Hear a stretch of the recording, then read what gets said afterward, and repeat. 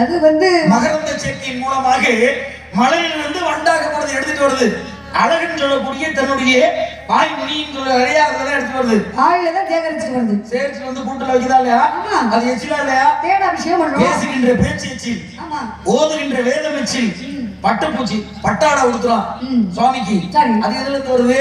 அதுவும் பட்டுப்பூச்சி எச்சில் தான் வருது. அப்ப அந்த பூமியிலே எச்சில் படலாம், எச்சல் தான் படக்கூடாது அப்படி நீங்க நினைக்கிறீங்க. அதான் உண்மையும் கூட. தெரிஞ்சு தெரியாம ஒரு தவறு செய்யலாம், தெரிஞ்சே தவறு செய்யலாமா?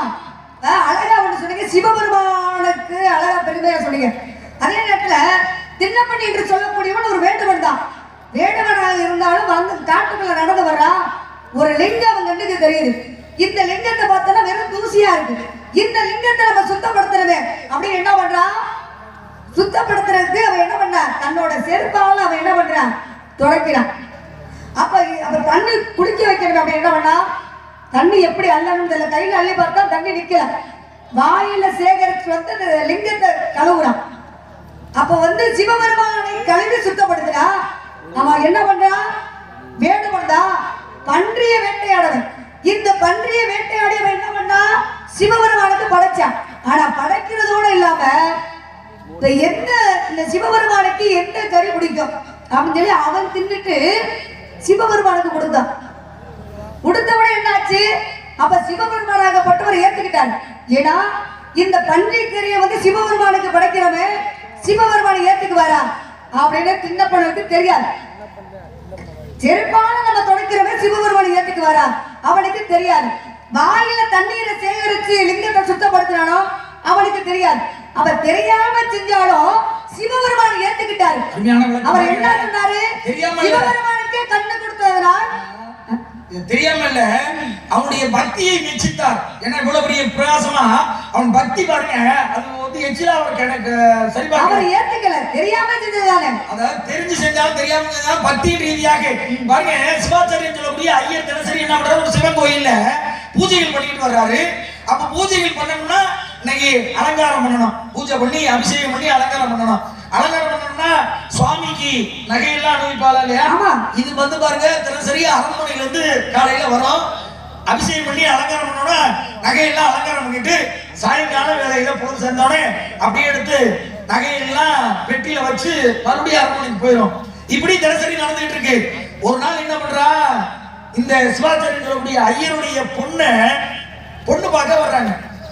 அப்ப இவர் என்ன பண்றாரு, நம்ம வீட்டுல வசதி கம்மியா இருக்கு, நம்ம பொண்ணுக்கு போட்டு அழகு பார்க்கணுமே இவர் என்ன பண்றாரு, சிவ பூஜை செய்து நகையெல்லாம் அலங்காரம் பண்ணி வச்சோடனே பொண்ணு பார்க்க வர்றானே அந்த நகையை அரண்மனையில அரசருக்கு தெரிவிக்காம எடுத்துட்டு வந்து பொண்ணுக்கு போட்டு தன்னுடைய மகளுக்கு போட்டு மாப்பிள்ளை வீட்டுக்கு காட்டி அழகுபடுத்தி காட்டிட்டு மறுபடியும் கொண்டு வந்து பெட்டியில வச்சு அரண்மனைக்கு அனுப்பிட்டாரு. மறுநாள் காலையிலே எடுத்து பார்க்கணும், அரண்மனை காவலர்கள் பெட்டியை எடுத்து பார்க்கறாங்க. பரிசோதனை எல்லா நகையும் வந்துருச்சாங்க.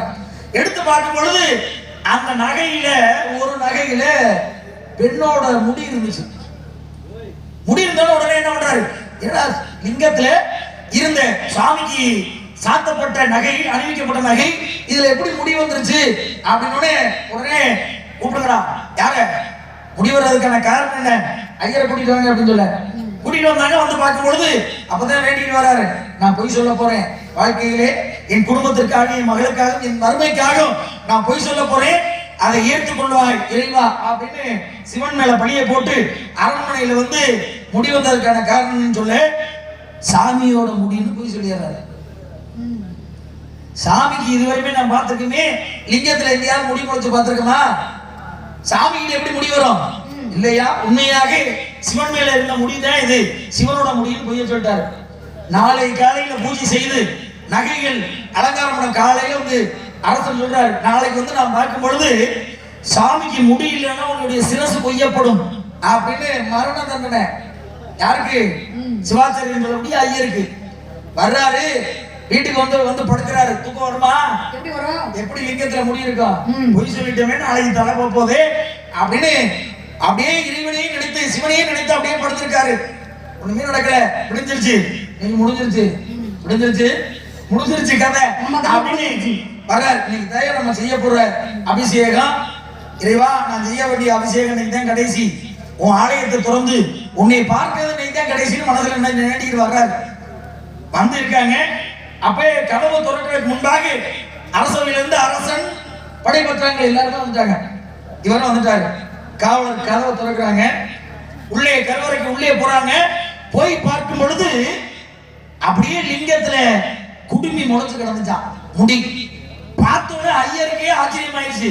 என்னடா நேற்று வரையும் நம்ம தான் பூஜை செஞ்சோம், லிங்கத்துல முடியலையே, இப்படி குடுமி முடி முளைச்சு கிடக்குதே அப்படின்னு வாயடைச்சு எனக்கு என்னை காப்பாற்றுவதற்காக சுயரூபம் எடுத்தாயா இறைவா அப்படின்னு மனசார நினைச்சிட்டு இருந்தாராம். நான் பார்த்தேன் யாரு அரசன் படைப்பட்டவங்க எல்லாருமே இதுவரையும் நாங்க பார்த்ததிலேயே நீ சொன்னது போல சிவனுக்கு முடி முளைச்சு கிடக்குதே, ஒரு பக்தனை காப்பாற்றுவதற்காக குடுமி முளைத்ததனால் இன்று முதல் குடுமி ஆனமலை குடுமி ஆனமலை குடுமி ஆனமலை குடுமி ஆனமலைன்னு புதுக்கோட்டை மாவட்டத்துல இருந்து எங்க ராஜமலை போற வழியில குடுமியான் மலை அப்படின்னு ஒரு பக்தனுக்காக சிவன் குடுமி முளைச்சு போட்டிருக்காரா இல்லையா? இருக்குதா இல்லையா? அவர் பொய்யே சொன்னாலும் ஒரு பக்தனை ஏத்துக்கிட்டு அவர் வந்து நேராகவே முடி வளைச்சார். அதான் குடுமியா மலை அப்படின்னு ஒரு பேரு. பக்தி தான் சிறப்பு. தமிழ் கடவுள் முருகப்பெருமான் அப்படின்னு நம்ம சொல்றோம். மலை ஏறி போற கடவுளுக்கோ கீழே இருக்கிற தெய்வத்துக்கோ கடல் அளவு ஜாமான் கொண்டு போய் வாங்கி கொடுத்து அபிஷேக ஆராதனை பண்றதெல்லாம் பெருசு இல்ல. எல்லாமே பண்ணி முடிச்சுட்டு பண்ணிருக்க சாமி அப்படிங்கிறது பெருசு இல்ல. கொஞ்சமா ஒரு தீபம் எடுத்துட்டு போய், அதாவது எண்ணெய் எடுத்துட்டு போய் அதுக்கு தீபம் போட்டு விளக்கேற்றுறதே மிக உயர்ந்தது முழு மனதோடு அப்படிங்கிறத. பக்தன் பெரியவனா பகவான் பெரியவனா அப்படின்னா பக்தன் தான் பெரியவன். ஆபத்தி புகவா பிள்ளை அரும்பசிக்கு உதவா தாகத்தை தீரா தரித்திர மரியா கோபத்தை அடக்கா குருமணி ஏழா பாவத்தை தீர்க்க தீர்த்தம் பயிரில்லை